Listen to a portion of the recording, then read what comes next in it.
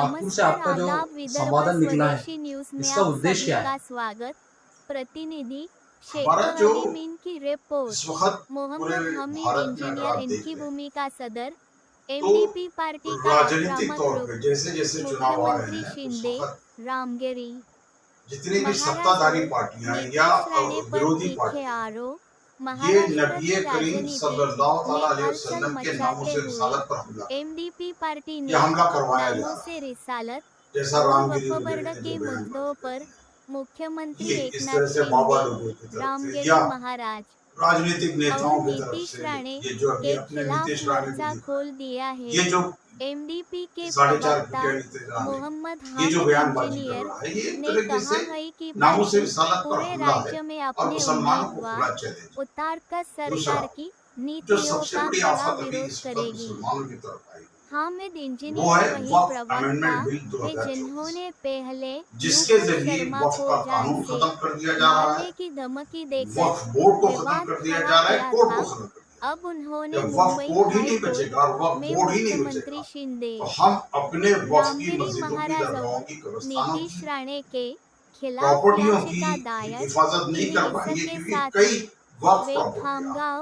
और मलकापुर राजनीतिक विधानसभा नेताओं क्षेत्रों ने में इसके एमडीपी अंदर के चोरी करी है, उम्मीदवारों डाकू के बन करके इस्तेमाल किया। समर्थन में भी उसमें सक्रिय सबसे भूमिका बड़ा जो रोल निभा अदा रहे किया हैं। शुरुआत से उनका वो कांग्रेस कहना पार्टी है ने कि किया। कांग्रेस पार्टी के इस बार जितने जनता भी के वक्फ मंत्री रहे सवालों मुस्लिम से ये भागना सब के सब सरकार वक्फ चोर के रहे। लिए आसान कोई नहीं भी होगा कांग्रेस पार्टी का, और एमडीपी समाजवादी हर पार्टी मंच पर का, उनका जवाब बीएसपी का, मांगेगी। जनता दल का देखना या होगा कि आरजेडी एमडीपी का यह जितने भी आक्रामक धर्मनिरपेक्ष अभियान पार्टियां हैं आगामी चुनावों उनका में वक्फ क्या मंत्री रंग लाता चोर है है। और जनता का उन लोगों ने चोरी करी है समर्थन की सोर जाता और इसके है। वजह से इसी तरह इतनी जमीन पार्टी थर्ड नंबर पे मुसलमानों की, लेकिन विधानसभा के मैदान भाजपा में और उतरने वाले आरएसएस और उसका वो एक लॉयर है उपाध्याय, वो सोशल मीडिया पे झूठ परोस रहा है, सिर्फ गलत मैसेज दे रहा है, गलत इंफॉर्मेशन दे रहा है।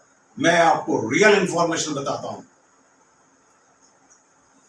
साउथ के 3 स्टेट, ओनली 3 स्टेट का बताऊंगा। एक तमिलनाडु, दूसरा तेलंगाना, तीसरा आंध्र प्रदेश। ये सिर्फ 3 स्टेट, जबकि पूरे इंडिया में कितने स्टेट है? 27 करीब करीब 27 या 28 में से 3 स्टेट जो साउथ के है, वो साउथ के 3 स्टेट के अंदर में मंदिरों के पास 11 लाख एकड़ जमीन है। मंदिरों की जमीन बता रहा हूं। Only 3 state. Only 3 state. अब आप बताइए पूरे हिंदुस्तान में मुसलमानों के अंदर में वक्फ की 9 लाख एकड़ जमीन और मंदिरों की सिर्फ 3 स्टेट में 11 लाख एकड़ जमीन। कितना बड़ा झूठ परोसा जा रहा है कि थर्ड नंबर के लार्जेस्ट अपना जमीन ये मुसलमानों के पास वक्फ की है ना। जब 3 स्टेट के अंदर में 11 लाख है तो 27 स्टेट में कितनी होगी आप समझ लीजिए। कई गुना है, लेकिन सिर्फ मुसलमानों को, मजहब इस्लाम को ये टारगेट किया जा रहा है और मुसलमानों में भी लोगों को कानून का पता ना होना, इंफॉर्मेशन नहीं होना और हमारा ही लीडर चोर होना। जब हमारा मुस्लिम मंत्री धर्मनिरपेक्ष पार्टियों का, कांग्रेस का, राका का, जनता दल का, इन लोगों का अगर मुस्लिम मंत्री ही वक्फ चोर है तो बचाएगा कौन?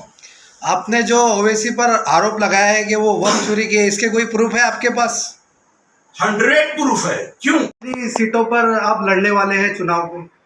देखिए, माइनॉरिटीज डेमोक्रेटिक पार्टी जिस तरह से हालात यहाँ पे महाराष्ट्र में चल रहे हैं, नामों से रिसालत पर हमले हो रहे हैं और वक्फ बोर्ड को पूरी तरीके से खत्म किया जा रहा है और वक्फ बोर्ड को खत्म करने से बचाने के लिए ये जरूरी हो जाता है कि जो अहले सुन्नत वल जमात का वक्फ है, उनकी दरगाहों का वक्फ है, इसको बचाने के लिए हमारे एमपी, हमारे एमएलए संसद में और विधानसभा के अंदर में जाना ही चाहिए और इसी काम के लिए हम निकले हुए।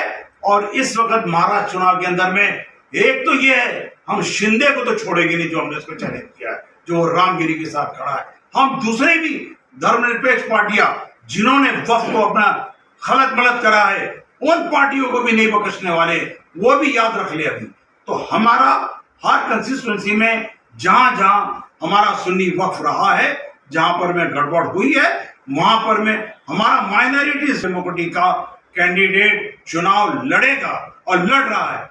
कई कैंडिडेट हमारे तय हो चुके हैं और अभी हम जो पूरे तरह से घूम करके यहाँ आए हैं, ये नांदोरा है ना, नांदोरा यानी बुल्ढाना का मलकापुर सीट। आज मलकापुर सीट से भी हमारा एक कैंडिडेट तय हो चुका है और आज वो कैंडिडेट हमारा यहाँ पर में हमारे साथ है ना, इंतजार हुसैन साहब।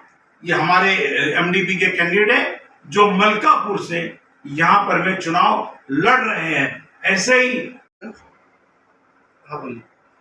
खामगांव से भी हमारे हसन इनामदार जो अभी यहाँ मौजूद है प्रेस कॉन्फ्रेंस के अंदर में, वो भी लड़ रहे हैं खामगांव से। तो खामगांव अभी तक बुल्ढाना के अंदर में खामगांव और मलकापुर नांदोरा 2 सीट से हमारे कैंडिडेट तय हो चुके हैं, जो जल्द ही जिन्हें फॉर्म भरने वाले हैं आकर इंशाल्लाह।